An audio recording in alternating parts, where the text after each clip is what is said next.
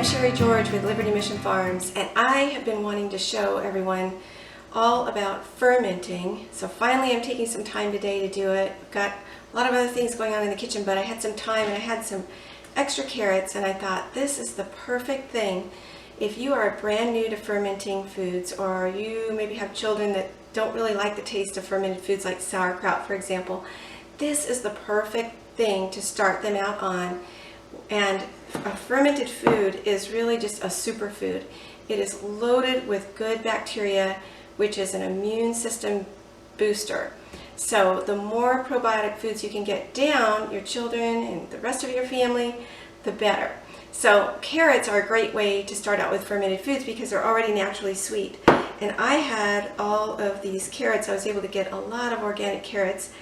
And we use a lot of fresh vegetables, and I like to eat them fresh the best.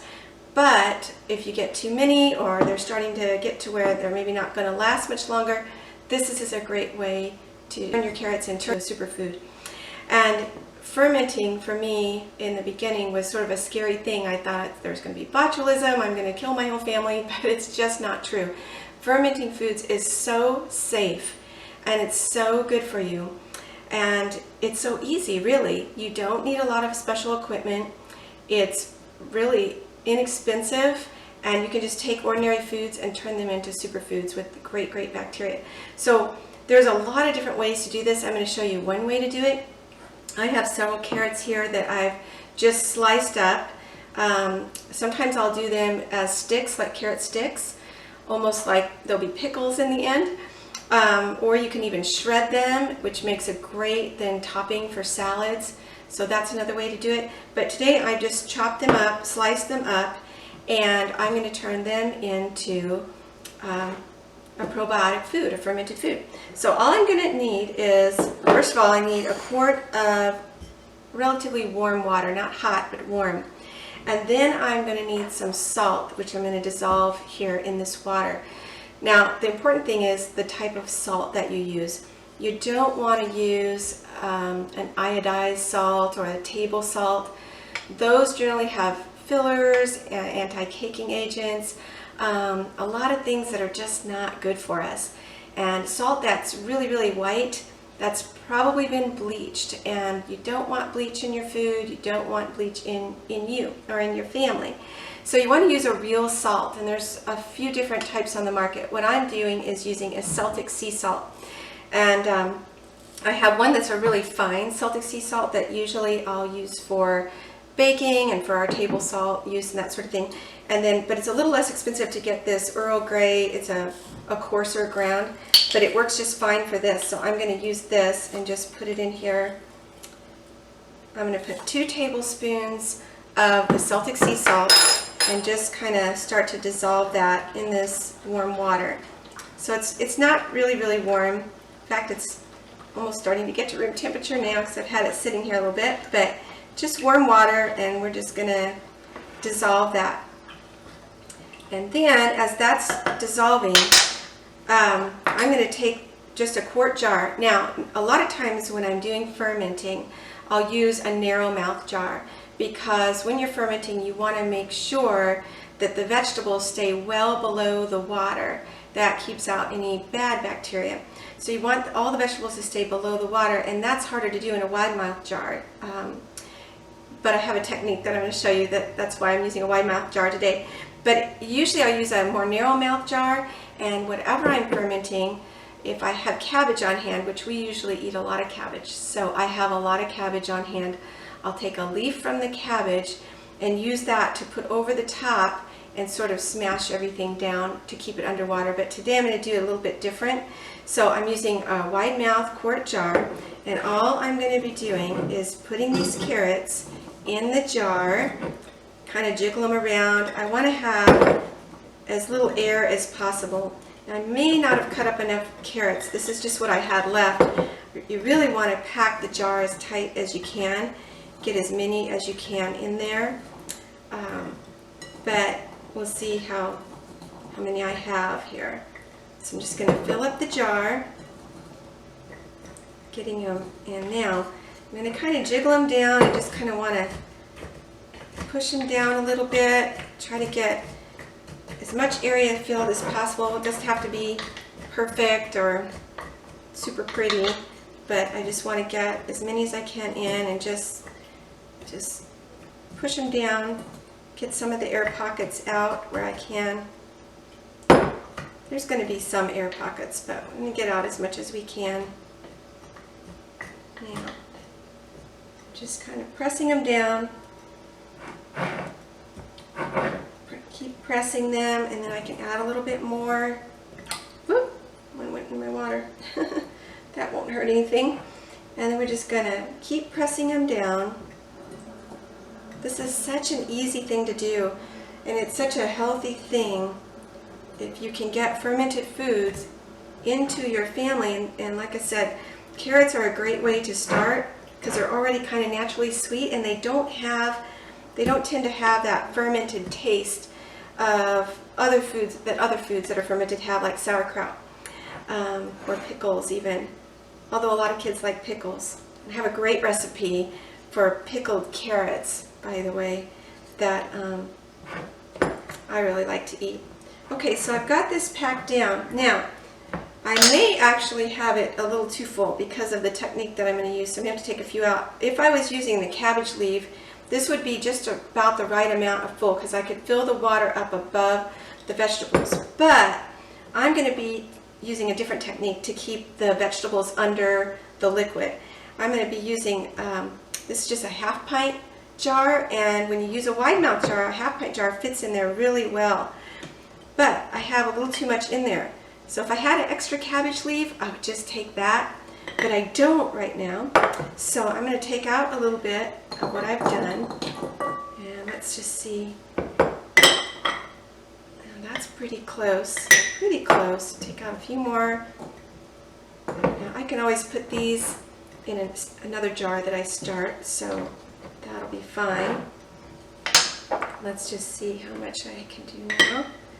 Now I didn't mention while I was doing this that it's whenever you're fermenting, you want to make sure you're starting with really clean jars. Now they don't have to be bleached out or even necessarily sterilized, but you do want to be working with really clean jars. So I just run these through the dishwasher so I know they're really clean. That is getting close. Now I can probably pack it down a little bit more. Okay. So now I'm just going to take what I've got here, the sea salt, and it's pretty well dissolved. I want to get as much of the salt into my jar as possible. So I'm just going to take this, and some of the bigger pieces are kind of falling to the bottom. That's okay. I'm just going to let them stay right there. And I'm going to fill this. Okay, so you can maybe can't see too well, but some of the carrots are going to want to come and float to the top, and that's what we want to avoid when we're fermenting. We want everything to stay below. Now I've gotten a little bit too much liquid to put my jar in a jar. So I'm going to take a little bit of that out. Let's just see how it does. Oh, still got a little bit too much. I want as much salt water in there as I can get. Okay, so that's pretty close. So now when I start to press this down, the water level is going to come up, but the carrots are going to be pressed down.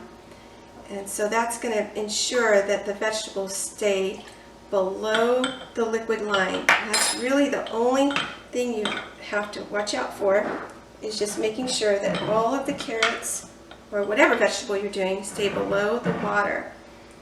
And the jar is just going to ensure that. So once I get it to that point, when I press it down, the water is coming right up to the top. I could take out just a touch more. There we go. Okay. Then I'm just going to take a lid like this and put it right on the top. Now these lids don't seal very well, and that's actually a good thing. I don't want to tighten it way down.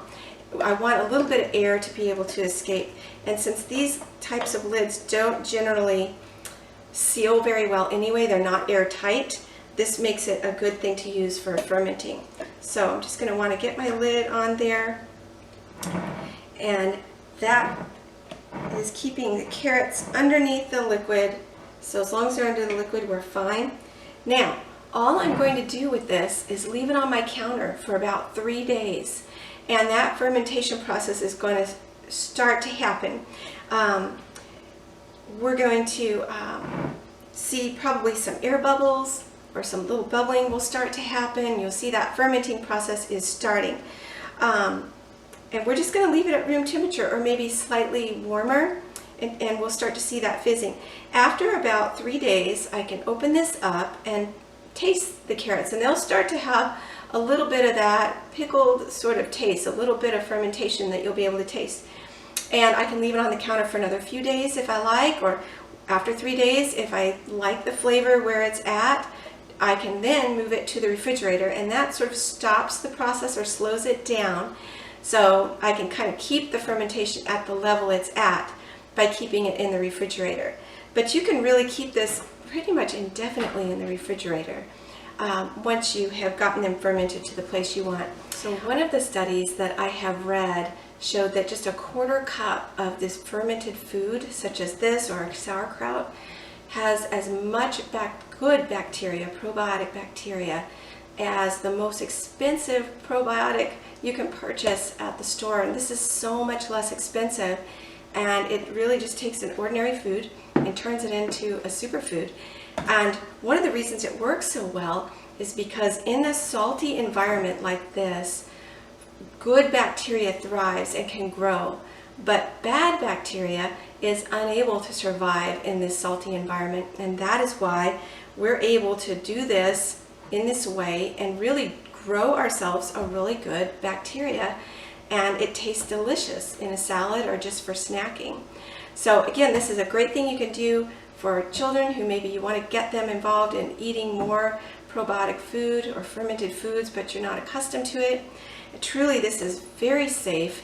Even if I got a little bit of mold on the top because maybe I didn't have it sealed properly or something, a little mold grew on the top, I could just scrape that right off. As long as it's white, I could just scrape that right off and it's perfectly fine. It really doesn't allow bad bacteria to grow in here when you have the proper salty environment for it to just sit. So 3 to 5 days on the counter, then open it up and taste it, put it on a salad, use it in a soup, just have it for a snack. It's a great way to get good, healthy probiotics into your diet. So I hope you'll give it a try, and give it a try with just carrots that are sweet. And in the meanwhile, take a look on our website, and I will put up a few recipes of how to do carrot sticks with a few different variations. A lot of people will add garlic or add some ginger. Sometimes adding stevia to carrot sticks makes for a great treat. So I'll put up those recipes so you can try them out. But it's just so easy to do. You can get started building your immune system right away doing just this simple fermenting process. So I hope you'll give it a try. Thanks for watching. Bye-bye.